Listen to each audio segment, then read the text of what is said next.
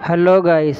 तो मैं हूं आपका दोस्त मोहम्मद साहिल और आज हम बात करने वाले हैं एक और नई टेबलेट के बारे में जो मार्केट में इंडोमेथासिन के नाम से अवेलेबल मिल जाती है। तो आज हम देखेंगे इंडोमेथासिन के यूज क्या क्या होते हैं, किस किस बीमारी में हम इंडोमेथासिन को यूज कर सकते हैं।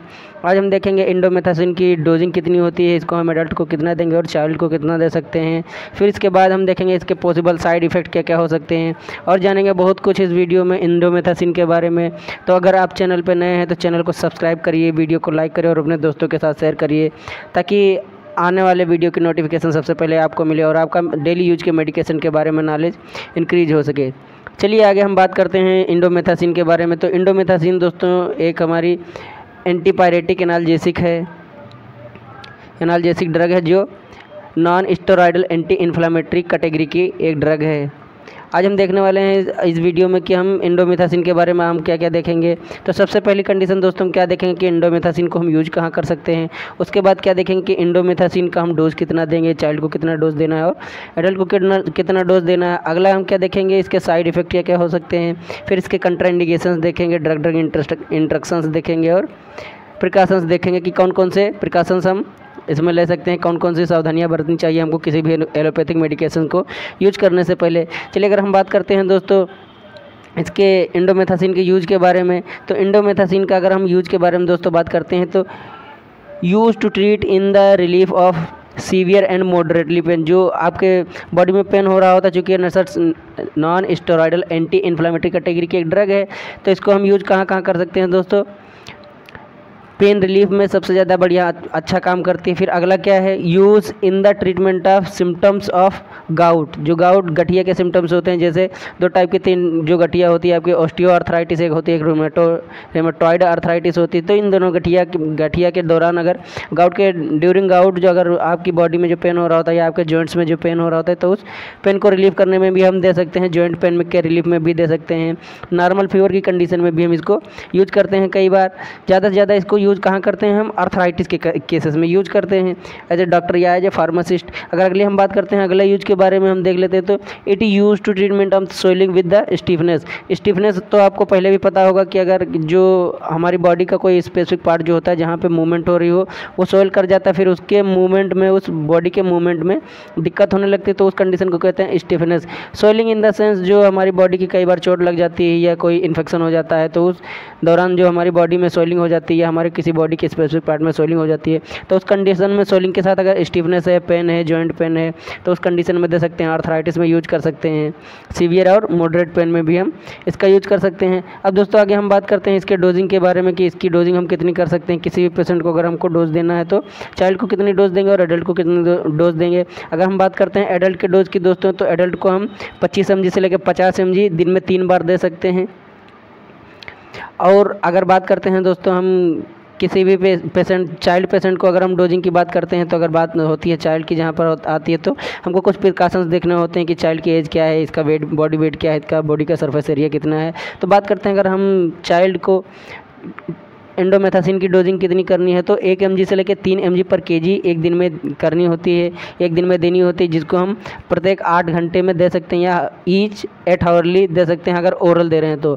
अगर हम बात करते हैं आईवी या आईएम डोज की, तो आईवी डोज इसका कितना होता है दोस्तों, 0.2 mg पर kg पर डे के हिसाब से दिया जाता है, जिसको हम 24 घंटे में एक बार या 12 घंटे में एक बार ट्रीट कर सकते हैं। 24 घंटे में हम इसको 2 बार दे सकते हैं या 12 घंटे में एक बार दे सकते हैं अगर हम आईएम या आईवी दे रहे हैं तो। लेकिन इसका डोज कितना होना चाहिए, 0.2 mg पर kg पर डे अगर हम किसी को आईवी दे रहे हैं। अगर बात करते हैं कि हमारा जो न्यूली बर्थ चाइल्ड होता है, जैसे मान लीजिए कि आपके पास जो चाइल्ड है उसकी बर्थ को सिर्फ 48 घंटे ही हुए हैं, तो उस कंडीशन में किसी भी पेशेंट को, किसी भी जो हमारा चाइल्ड पेशेंट है उसको हम कितना देंगे, 0.1 mg पर kg 3 डोज के लिए देंगे। उससे ज़्यादा हम उसको प्रिस्क्राइब नहीं कर सकते एज ए डॉक्टर या as a pharmacist.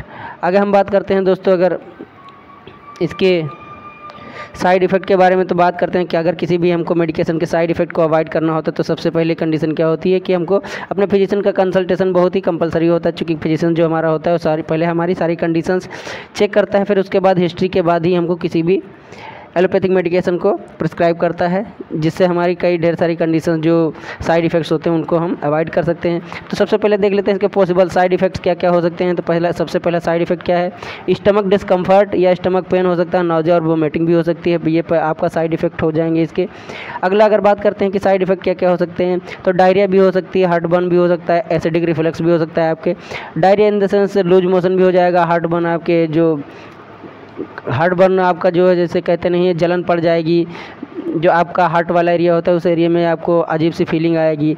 Acidic reflux in the sense आपके स्टमक में एसिडिटी बढ़ जाएगी।